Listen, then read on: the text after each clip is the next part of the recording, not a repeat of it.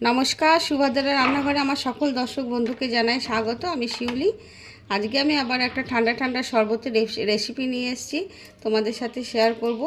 আমি দেখো কতগুলো পুদিনা পাতা দিলাম, দিয়ে এগুলো থেতো করে নিচ্ছি। পুদিনা পাতার আমি শরবত বানাবো, পুদিনা পাতা লেবু দিয়ে আর সোডা ওয়াটার, কিংবা তোমরা সফট ড্রিঙ্ক কোল্ড ড্রিঙ্কস দিতে পারো, দিয়ে বানাতে পারো। ভীষণ ইজি, কেউ বাড়িতে এলে তাড়াতাড়ি করে বানিয়ে দিতে পারো, বা নিজেরাও তা বানিয়ে খেতে পারো ভীষণ গরমে। আমি সেটা তোমাদের বানিয়ে একটু দেখাতে চাইছি। এটা আমি গ্লাসের মধ্যে দিয়ে দিলাম। এবারে আমি দিচ্ছি কতগুলো লেবু স্লাইস দিয়ে দিচ্ছি, আর বরফ দেবো, আইস কিউব দেবো কতগুলো।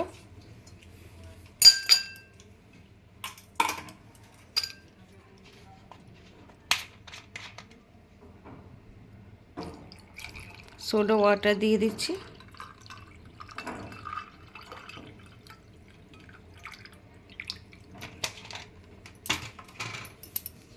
আর একটু বিট লবণ দিয়ে দিচ্ছি।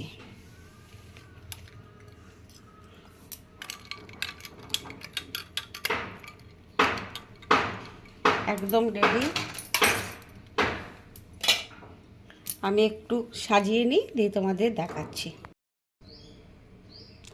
আমার লেবু পুদিনা পাতার ঠান্ডা ঠান্ডা শরবত রেডি এবং সার্ভ করে দিয়েছি। তোমরা এইভাবে একবার অবশ্যই বানাবে। কোল্ড ড্রিঙ্কস দিয়েও এটা বানাতে পারো, আবার সোডা ওয়াটার দিয়েও বানাতে পারো।